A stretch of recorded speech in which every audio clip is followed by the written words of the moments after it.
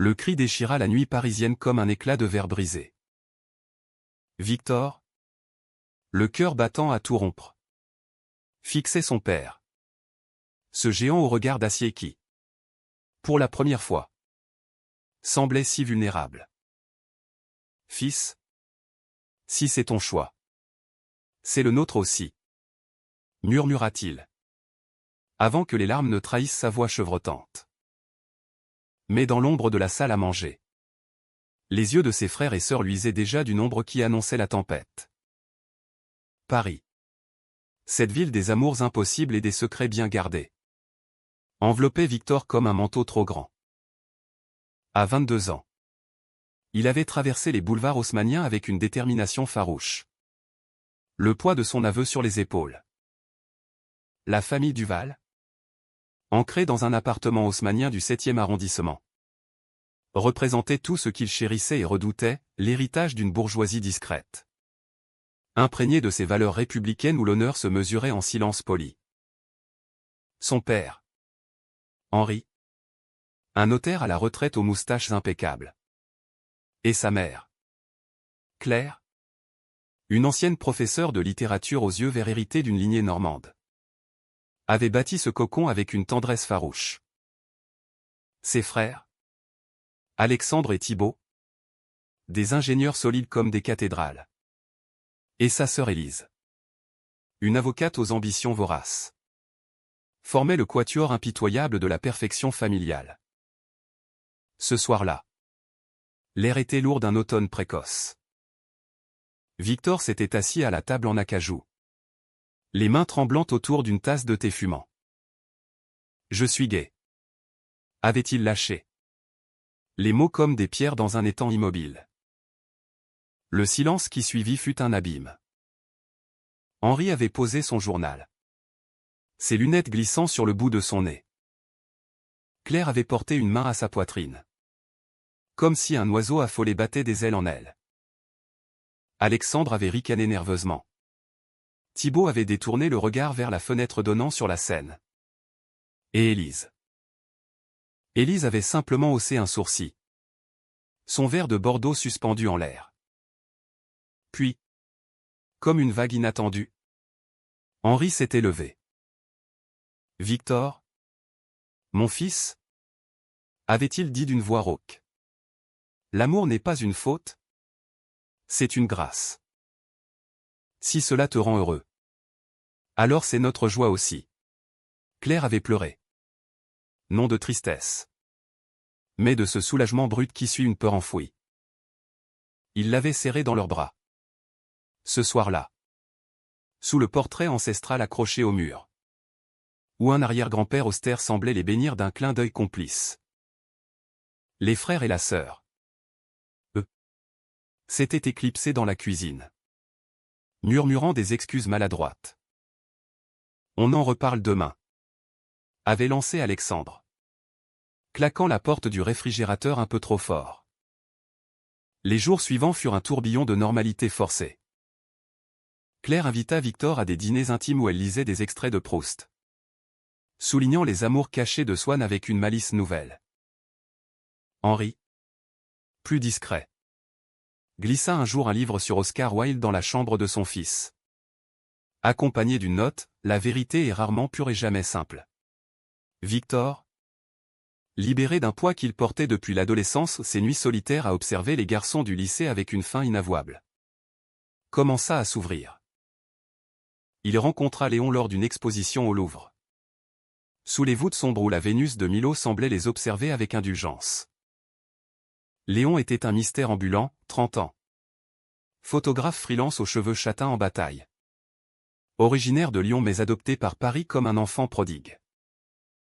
Ses yeux, d'un bleu profond comme la Méditerranée en hiver, capturaient les âmes en un clin d'œil.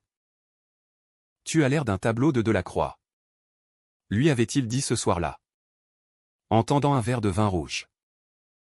Victor rougit, balbutia une réponse sur l'art romantique. Et soudain, leurs mains se frôlèrent. Ce fut le début d'une danse, des promenades le long de la Seine au crépuscule. Des rires étouffés dans les cafés de Saint-Germain. Des baisers volés sous les arcades du palais royal. Léon, avec sa tendresse rugueuse forgée par une enfance marquée par un père absent, apprit à Victor l'art de l'abandon. L'amour, c'est comme photographier, il faut saisir l'instant sans le figer. Murmura-t-il.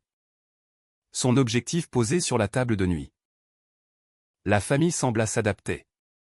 Du moins en surface. Lors du Noël suivant, Claire organisa un sapin immense, orné de guirlandes tricolores, et insista pour que Victor invite Léon. Il fait partie de nous maintenant, déclara-t-elle, en servant une bûche aux amandes. Henri hocha la tête, engageant Léon dans des discussions sur l'architecture gothique. Alexandre et Thibaut, maladroits, posèrent des questions sur son travail, Élise, plus calculatrice, l'interrogea sur ses origines modestes avec un sourire qui n'atteignait pas ses yeux. Victor, ivre de bonheur, ne vit pas les fissures, les regards fuyants de ses frères quand Léon effleurait son épaule. Le silence pesant d'Élise lors des toasts. Les années s'écoulèrent comme un vin millésimé, doux et enivrant.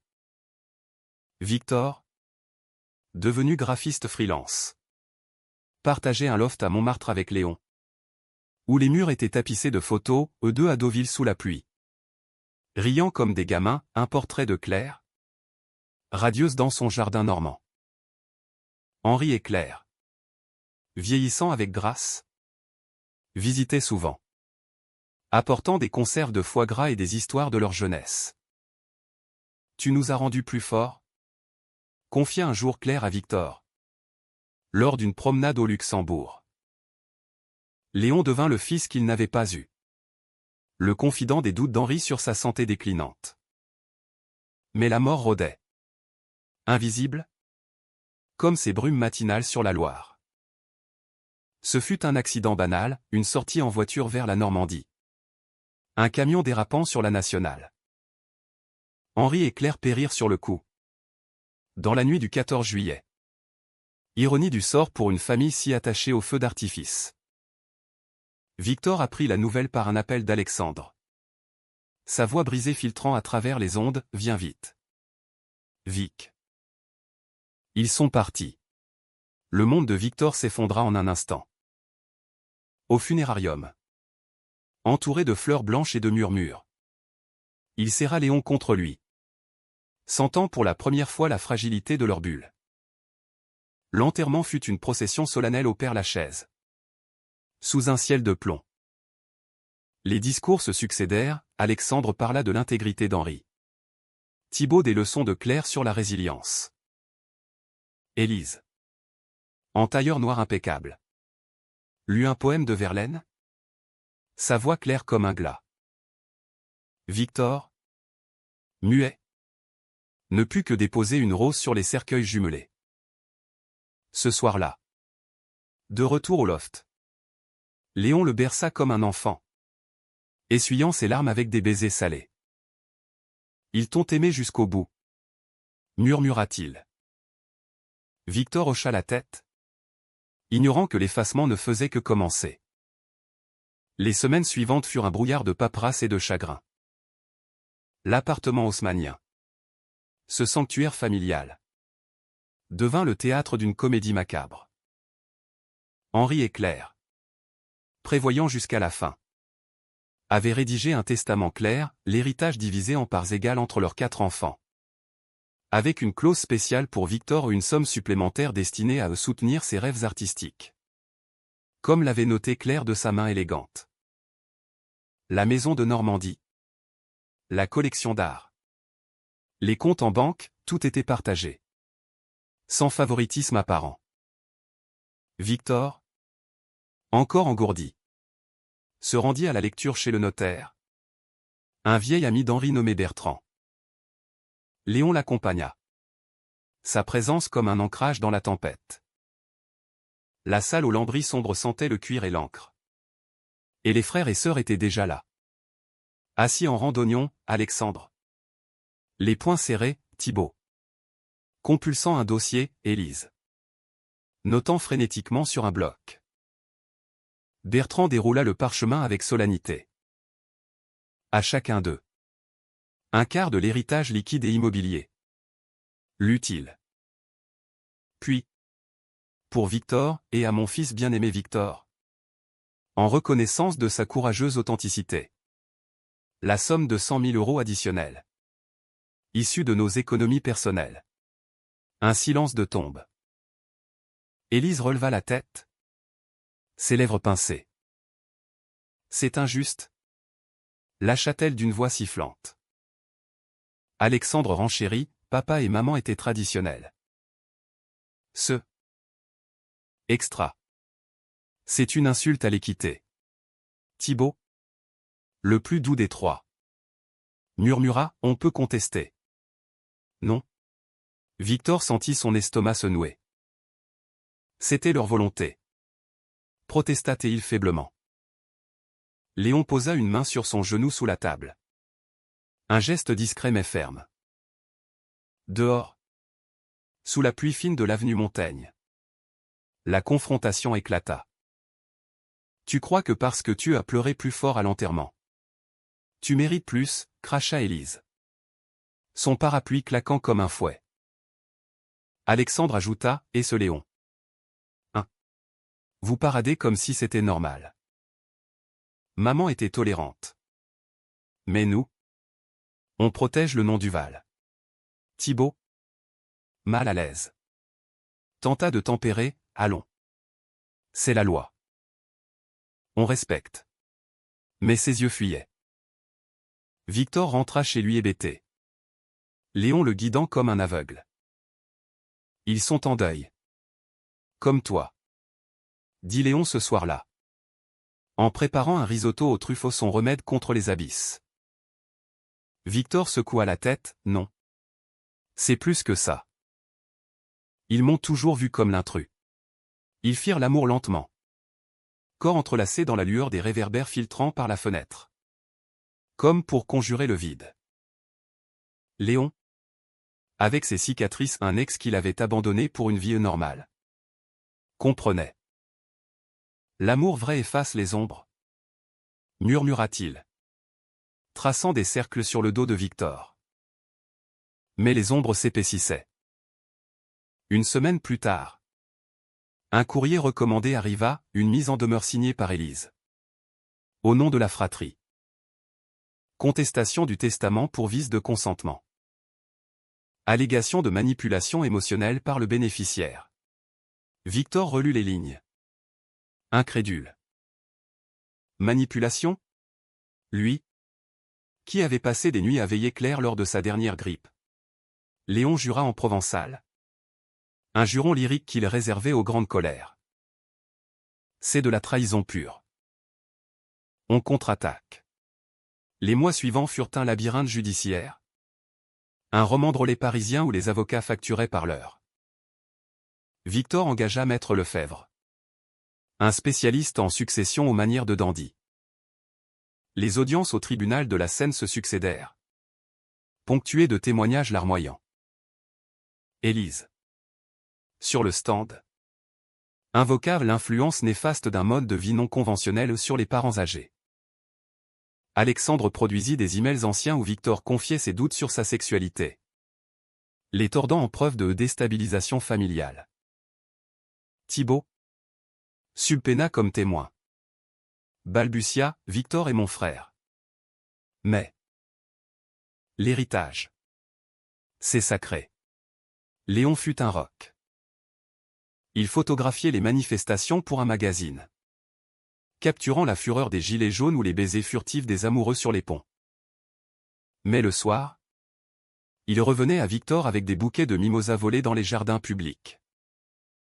Regarde ça. Disait-il. Projetant ses dernières prises, un duo de vieillards dansant au Trocadéro. Indifférent au regard. C'est nous? Dans 10 ans. Victor riait. Mais le doute rongeait. Une nuit. Après une audience où le juge avait ajourné sans trancher. Il craqua, et si j'étais vraiment la cause? Si mon coming out les avait tués? D'une façon ou d'une autre? Léon le gifla doucement. Du plat de la main. Arrête. Tes parents t'ont choisi. C'est eux qui te trahissent maintenant. Ils se réconcilièrent dans la baignoire. L'eau fumante effaçant les marques du jour. Victor confia alors son secret le plus sombre, enfant. Il avait surpris Alexandre en train de fouiller ses affaires. Découvrant un magazine gay caché. Il savait avant tout le monde.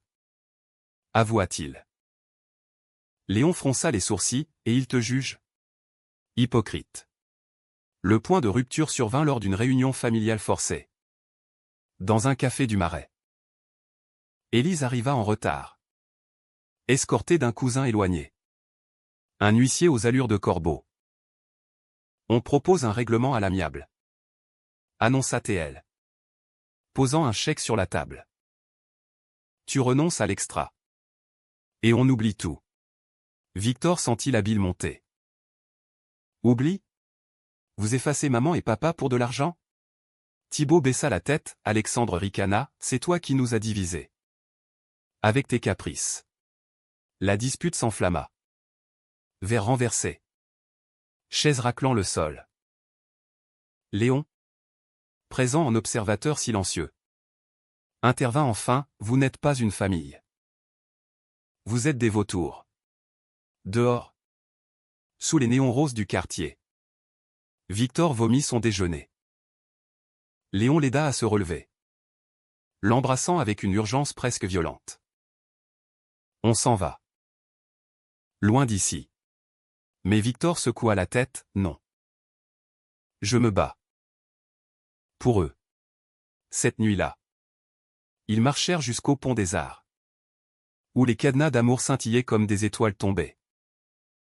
Victor accrocha le sien gravé V&L. Éternel. Et pour la première fois depuis la mort de ses parents. Il pleura de rage. Pas de tristesse. Le printemps revint à Paris comme un amant volage. Saupoudrant les Tuileries de pétales roses et de promesses. Mais pour Victor, la saison n'apportait que des migraines et des nuits blanches. Le procès s'enlisait. Un marécage de plaidoiries et d'expertise. Maître Lefebvre. Avec son nœud papillon asymétrique. Assurait, on a les preuves. Les parents étaient lucides. Pourtant, chaque audience érodait un peu plus l'âme de Victor. Léon, accaparé par un reportage en Bretagne sur les marées noires, appelait tard le soir. Sa voix craquelée par le vent, tiens bon. Mon amour. Je reviens vite. C'est alors que la trahison frappa. Plus aiguisée qu'un scalpel. Un après-midi pluvieux. Victor reçut un paquet anonyme au loft, une enveloppe Kraft. Postée de Lyon. À l'intérieur. Des impressions de mai. Datées d'avant l'accident. Expéditeur, Thibaut. Destinataire, Élise. Il faut stopper Victor. Ces histoires avec ce type ont retourné maman contre nous. On invente la manipulation. Et on gagne tout. Alexandre est d'accord. Suivait des détails crus, des plans pour discréditer Léon. Insinuant une relation toxique financée par les parents. Victor relut les lignes. Le papier tremblant dans ses mains. Thibaut. Son petit frère. Celui avec qui il avait construit des forts de coussins enfants. Trahi par un frère? Il composa le numéro. Le cœur en vrac. C'est vrai, hurla-t-il quand Thibaut décrocha. Silence. Puis un soupir, Vic. C'était pour protéger la famille. Élise a tout orchestré. Mais j'ai cédé. Papa et maman. Ils t'aimaient trop. Ça nous rongeait. Victor raccrocha. Un vide béant en lui. Il erra dans les rues de Montmartre. Montant jusqu'au Sacré-Cœur où les touristes priaient pour des vœux futiles. Assis sur les marches. Il appela Léon, viens. J'ai besoin de toi. Léon arriva par le premier train. Sa sacoche photo battant contre sa hanche. Ils se réfugièrent dans un bistrot exigu. Où l'odeur de friture se mêlait à celle du vin chaud. Victor déversa tout. Les emails comme des serpents dans son récit. Léon écouta. Ses yeux s'assombrissant. C'est fini. On les dénonce. Mais Victor? Brisé. Secoua la tête, non. Je veux les confronter. Face à face. Léon protesta. Mais Seda, d'accord. Mais je viens. Tu n'es pas seul. La confrontation eut lieu dans l'appartement familial. Un soir de mai où les lilas embaumaient l'air. Élise ouvrit la porte. Surprise mais composée. Son chignon impeccable. Alexandre fumait sur le balcon. Thibaut affalé sur le canapé. L'air coupable. Victor entra comme un ouragan. Brandissant les impressions. Traître. Vous avez sali leur mémoire, pourquoi? De l'argent? Élise ricana, la mémoire? Tu parles. Tes parents étaient faibles. Influencés par ton coming out théâtral. On rétablit l'ordre. Alexandre renchérit, et Léon? Un gigolo lyonnais. Parfait pour tes lubies. Thibaut se leva. Pâle. C'est ma faute. J'ai écrit ces mais. Élise m'a poussé. Mais j'ai signé. Pardonne-moi. Vic. Les mots suspendus. Victor sentit une fêlure en lui. Pardonne? Tu étais mon allié. Le seul qui riait de mes blagues nulles. Les larmes coulèrent. Et pour la première fois. Thibaut pleura aussi. S'agenouillant presque. Léon? En retrait. Murmura, assez. C'est du poison. Mais Élise. Impitoyable. Lança le coup fatal, le testament? On l'a contesté sur base de ses preuves.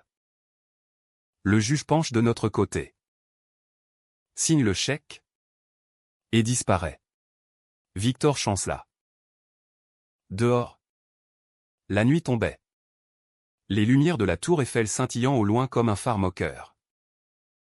Il sortit en trombe. Léon sur ses talons. Ils marchèrent jusqu'à la Seine. Où les péniches glissaient comme des fantômes. Je perds tout. Sanglota Victor. S'appuyant contre la rambarde. Léon l'enlaça. Son manteau mouillé par la bruine. Non. Tu me perds pas. Et eux? Ils se perdent eux-mêmes. Ils restèrent là. Corps contre corps. Le fleuve témoin de leur serment muet. Cette nuit. Dans le loft. L'amour fut un baume, lent. Profond. Comme une prière païenne. Léon traça des constellations sur la peau de Victor. Murmurant des vers de Rimbaud, j'ai embrassé l'aube d'été. Victor, pour la première fois, se sentit entier. Le lendemain. Maître Lefebvre appela, les emails? Obtenus légalement. Inversait la vapeur. Contre-accusation pour faux et usage de faux. Élise fut convoquée. Alexandre suspendu de son poste. Thibaut, rongé par la culpabilité, proposa une médiation, je témoigne contre eux. Pour toi. Victor hésita. Le pardon comme un poids trop lourd. Pas encore, répondit-il. Avec Léon. Ils s'évadèrent un week-end à Giverny. Chez Monet. Où les nénuphars flottaient en paix. Là. Sous les saules pleureurs. Victor confia, je t'aime. Plus que la famille perdue. Léon sourit. Son appareil capturant l'instant, deux ombres enlacées dans un jardin éternel. Mais le chaos guettait. Tapis dans l'ombre des tribunaux.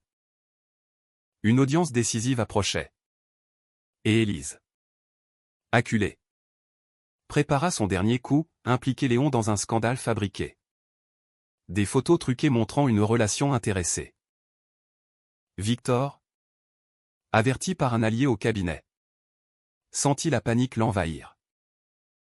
Ils ne s'arrêteront pas, dit-il à Léon.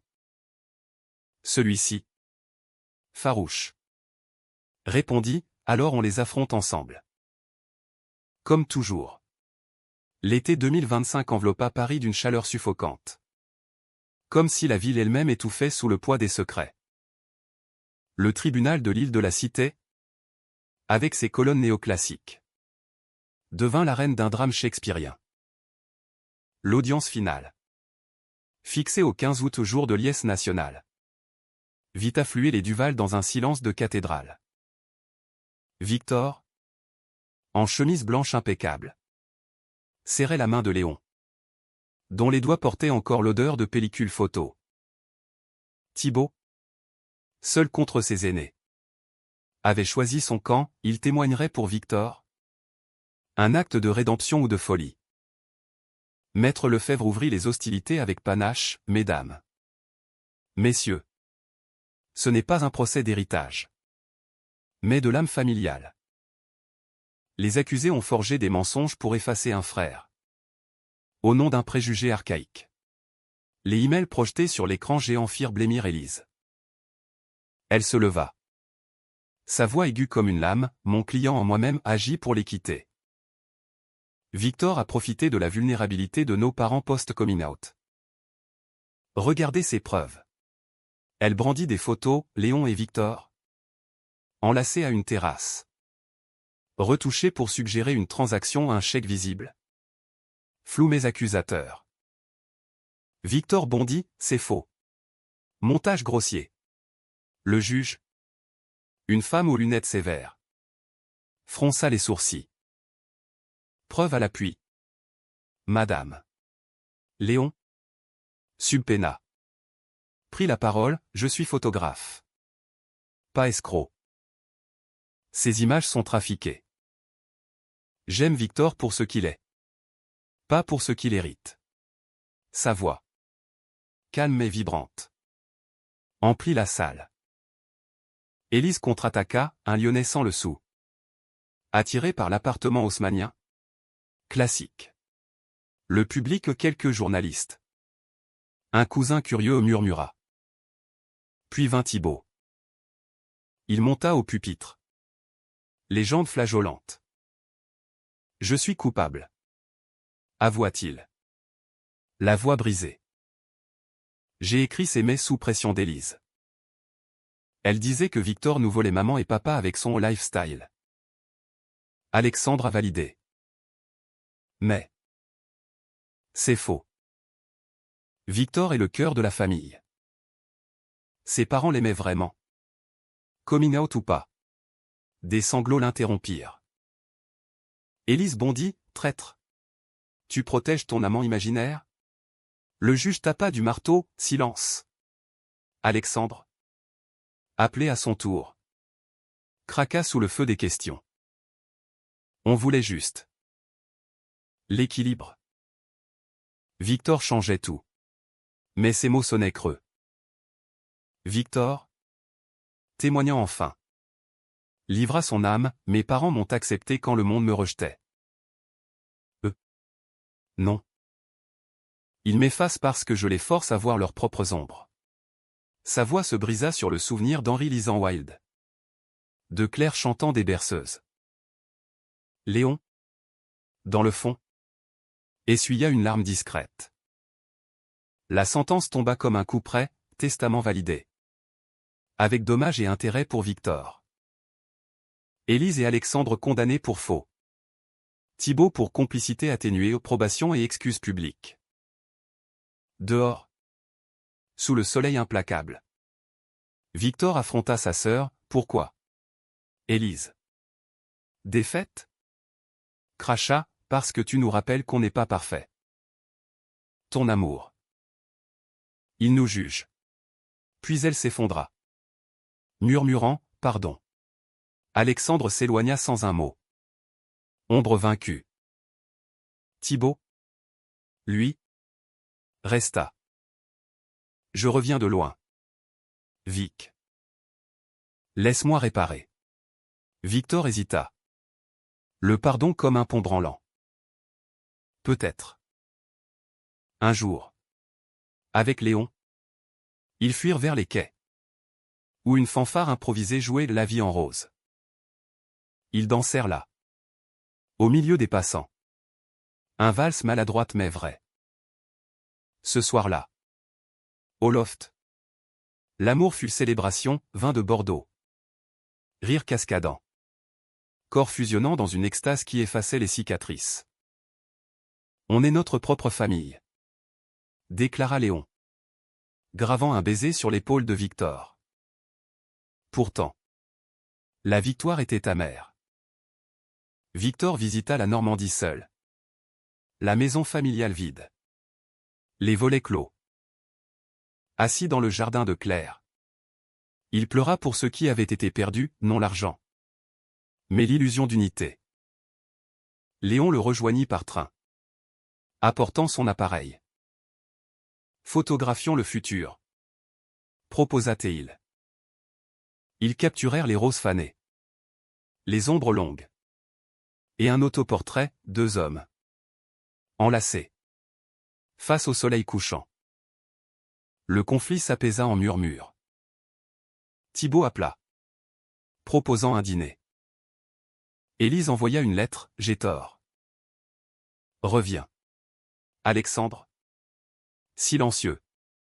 Liquait les posts de Victor sur Instagram, une olive tendue. Victor, avec Léon, naviguait ses eaux troubles, apprenant la miséricorde sans amnésie.